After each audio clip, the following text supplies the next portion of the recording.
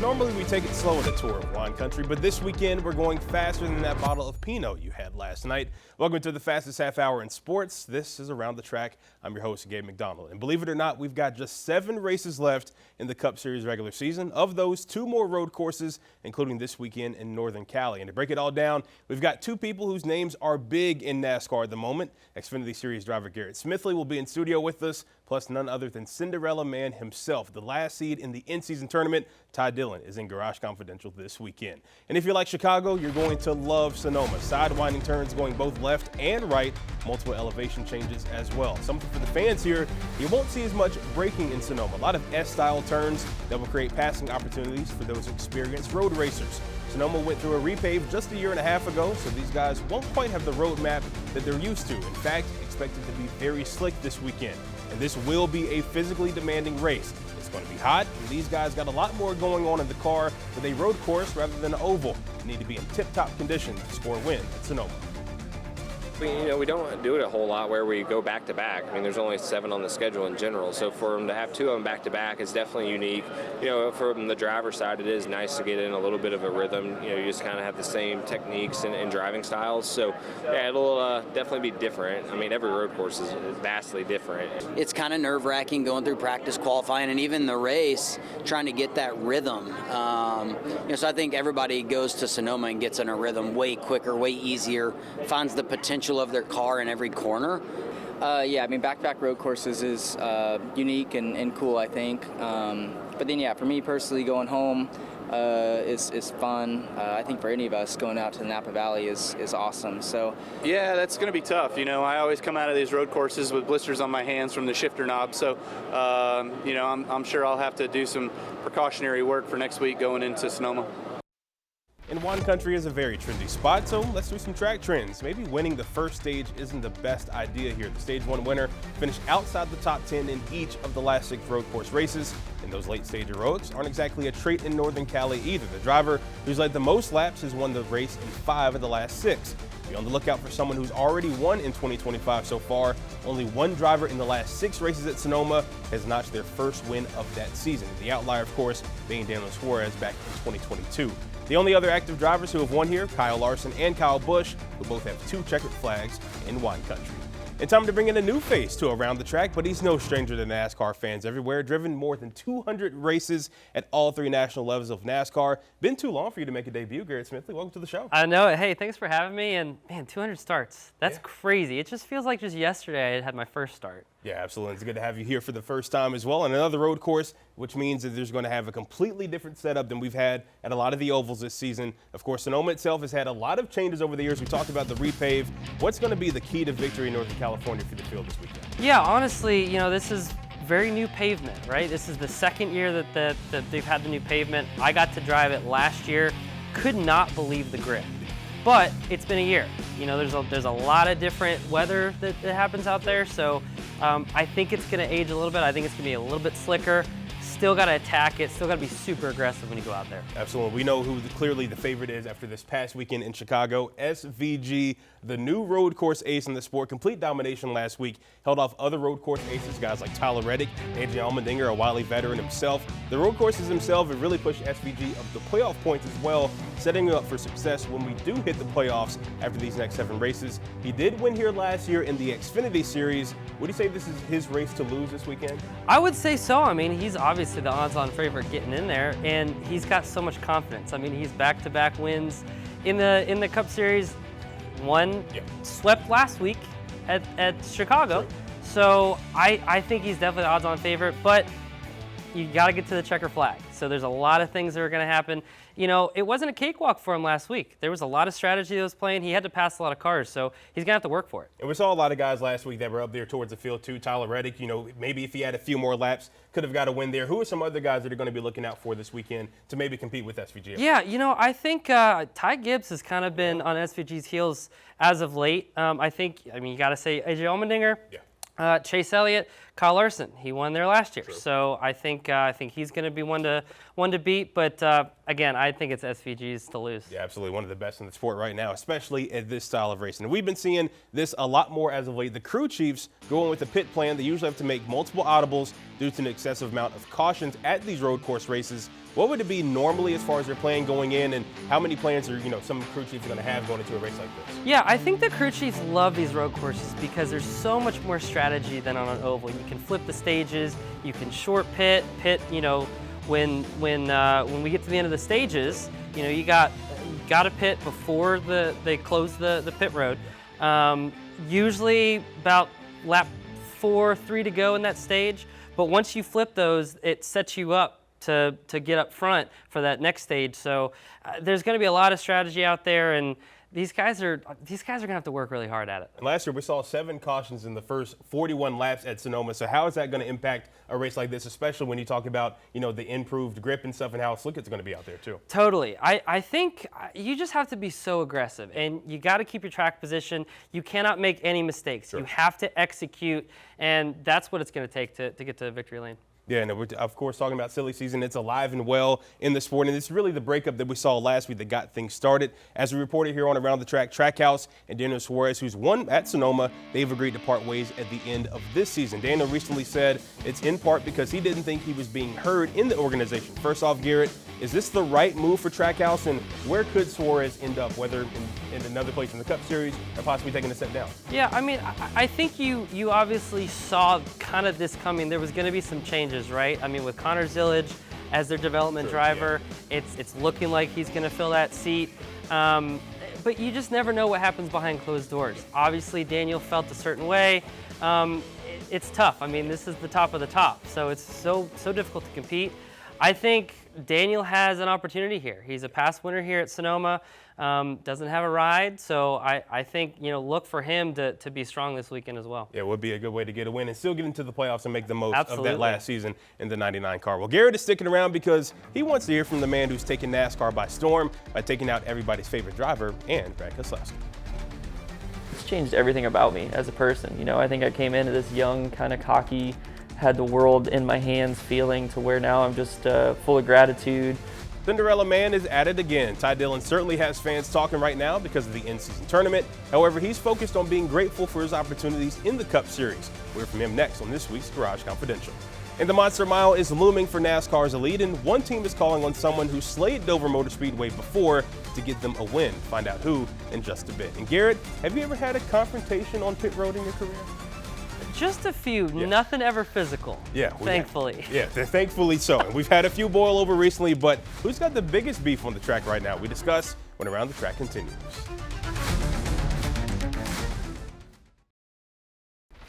Back here on Around the Track, and if you want drama, well, NASCAR has plenty of it. After Chicago, we had not one, but 2 pit road confrontations. First off, Ross Chastain against Joey Logano.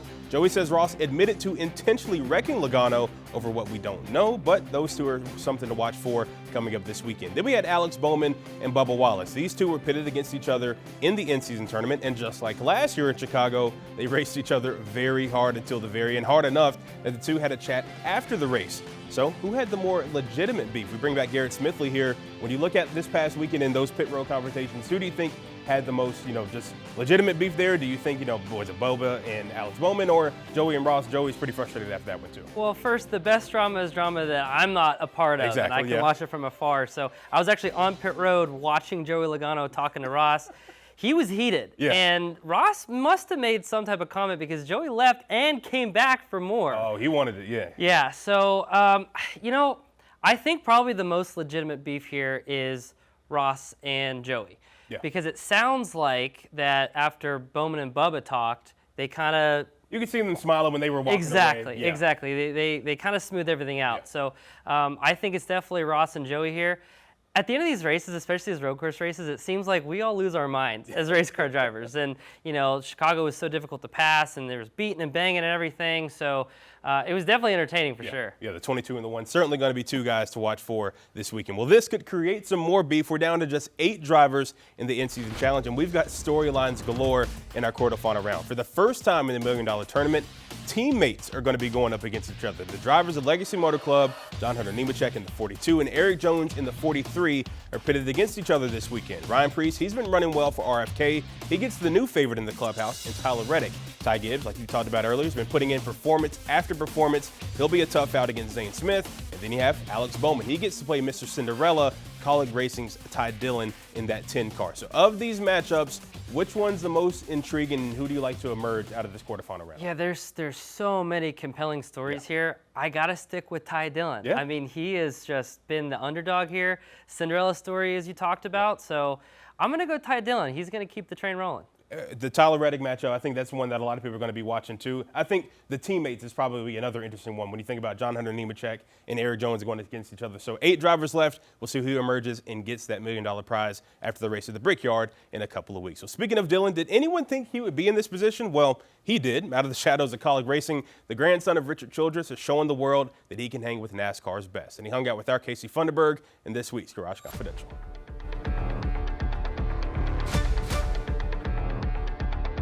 I'm joined by Ty Dillon, the driver of the number 10 car for Colleague Racing. Ty, NASCAR's looking a little bit different right now because we're in an in-season tournament. So that's kind of maybe changed the dynamic of things, changed the competitiveness. So for you, who's doing very well in the tournament, what's that like as a driver? It's been a lot of fun. I think you look at this part of our season in the past years and we don't have this tournament. The focus usually goes on the guys that are the top end in points, the top 10. And a team like ours who is building and growing, we kind of follow the back as far as the eyes of the TV and the media.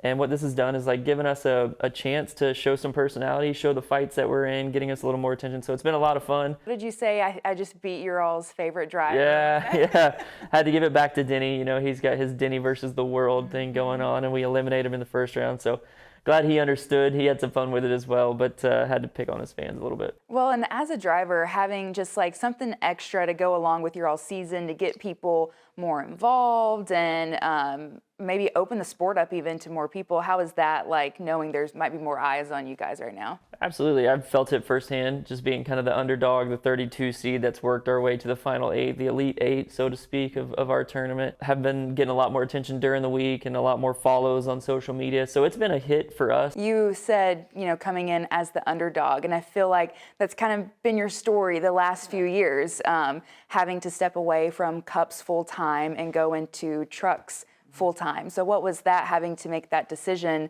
Part of it might have been made for you, but how is that, saying, okay, I'm not going to give up. I'm just going to pivot to something else right now. For sure.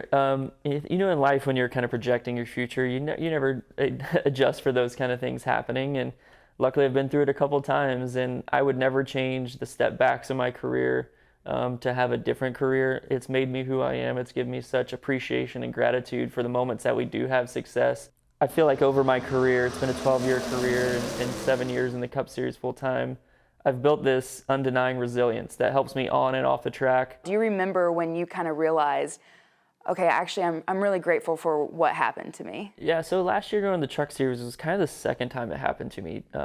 3 years prior to that, I'd ran 4 straight years for my rookie season in the Cup Series, and our team shut down, and I had nothing. I had to fight and drove for 2 different manufacturers and probably 6 different teams across all 3 series in 1 year. And going through that, kind of spending a little more time away from the sport, you just realize, like, man, we really had it all there for a second. It's changed everything about me as a person. I think I came into this young, kind of cocky, had the world in my hands feeling, to where now I'm just full of gratitude. You talked about how you wanted the time with the Truck Series to help with your confidence. Did it do that for you? And obviously it paid off because then you were full-time Cup with Colleague, but did that time give you what you needed? I don't know if the Truck Series exactly, but the time for sure. The time out of it did for sure. And just having 5 races in Cup last year and knowing those were my only shot, and just kind of like saying, you know what, kind of screw it. Like, I'm just going to go for it, put it all out there. Looking forward towards the rest of the season, the tournament, but even just like your life as a driver, what do you want to see out of Ty Dillon? Yeah, just continued growth. A lot of these tracks that we've gone to this first half of the year, I haven't been to in 2 years. So it's been a little bit of a knocking the rust off when we get there. We have the main ingredient. Like, we've had speed, we've been running up front, but we got to finish out the races, execution, hopefully continue to have our name in the conversation. I think that's been the good thing about this year is we have made it where people can't not talk about our year. Well, we appreciate you for spending some time with us today, and good luck going forward. All right, thank you. Thanks to Ty again for the time. Moving along, a major update in the ongoing lawsuit involving 2311 Racing and Front Row Motorsports. Earlier this week, both teams were denied a rehearing to the injunction reversal that has forced NASCAR to recognize both 2311 and FRM as chartered teams. The injunction expires July 16th, meaning both teams could lose their chartered status ahead of next weekend's race at Dover. And without charters, each car on both teams would have to qualify their way into the race as an open car. In a statement, Jeffrey Kessler, the attorney representing 2311 and Front Row, says, quote, "This decision has no bearing on the strength of our antitrust case, which we look forward to presenting at trial." A trial is scheduled for December 1st. Still to come here on Around the Track, NASCAR has been making a lot of moves with the schedule over the past few seasons, and 2026 is still a bit of a mystery, but at least we know where the clash will be. We'll find out coming up next. And Garrett, we got to get into your wheelhouse a little bit. The Xfinity Series has been booming lately, but with the season winding down, the playoff window is closing. We'll take a look when Around the Track continues.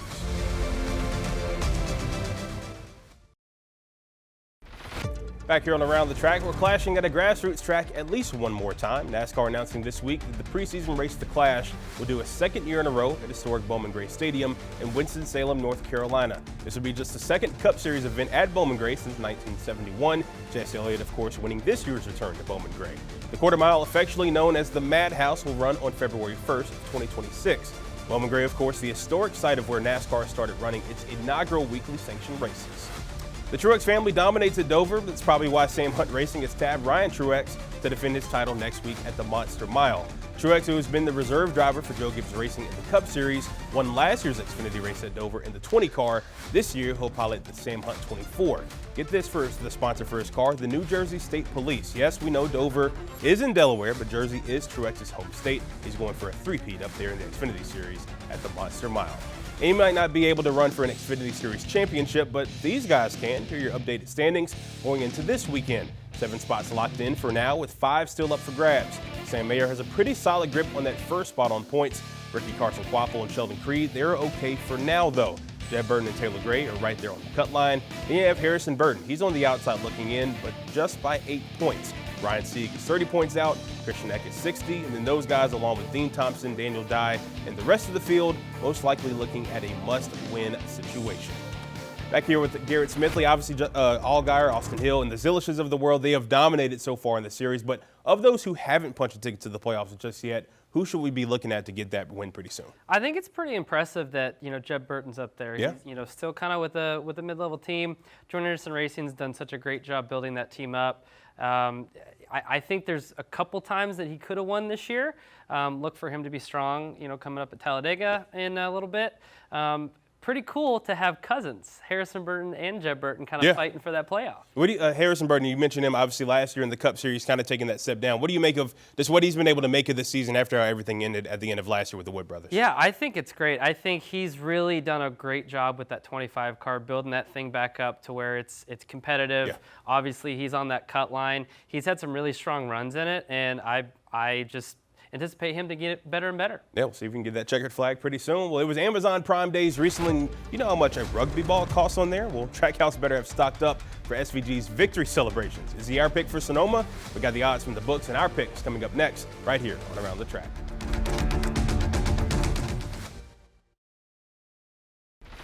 Back here on AT10, come on now. Did you really think there would be anybody else on the top of the odds list going into this weekend? The books are so sure about Shane Van Gisbergen, it's nearly paying just even money. In fact, it's just 1 1/3. Unreal stuff. Kyle Larson, second at 5.5 to 1. Of course, he won this race last year. Ty Gibbs, he's been putting in some impressive results on the road courses recently, too. However, he's way back to those two up front, 11 to 1, along with Front Row Motorsports' Michael McDowell. William Byron rounds out the top 5 at 12 to 1 to get it done at Sonoma. We've got the odds, we've got the background on the track. Only one thing left to do. Let's make some victory lane locks. And Garrett, you're our guest. Who you have in the Cup Series race this weekend at Sonoma? I can't bet against him. I got to go SVG. Yeah. As I say, it's squiggly season, road course season here, and he's just been lights out. So got to stick with my boy SVG. When you think about these recent results, just him being able to get, even higher up in the playoff push, how much is that going to benefit him going forward, especially with some races down the stretch? And the Roval is one of those cutoff races too. It's going to be huge. Yeah, that Roval thing, I mean, he could definitely sweep that too. So I think also watching his success, it's going to give him confidence when he gets back into the ovals. He's done really well, and he's been improving time, week in and week out, time after time on these ovals. And having these wins, it's going to give him confidence. So I think he might shock some people. And you got some special news about your car in particular as well, too, in the Xfinity Series. Yeah, so we've had Connor Mozak. I'm not a road course guy, but Connor Mozak is, so we put the ringer in. Qualified really well at Chicago, qualified 16th. We had a suspension issue, but he's back for redemption this weekend at Sonoma. Really looking forward to have him in our Night Fire Protection Chevrolet. I'll be back in for Dover, which is cool for me because Dover's kind of where it all started for me. I went to my very first NASCAR race when I was 6 years old there, so always fun going back there. We'll see if we can get it done. Enjoy the race at Sonoma this weekend. I'm going Kyle Larson. We'll see you ahead of Dover next week. We'll have Denny Hamlin on the show.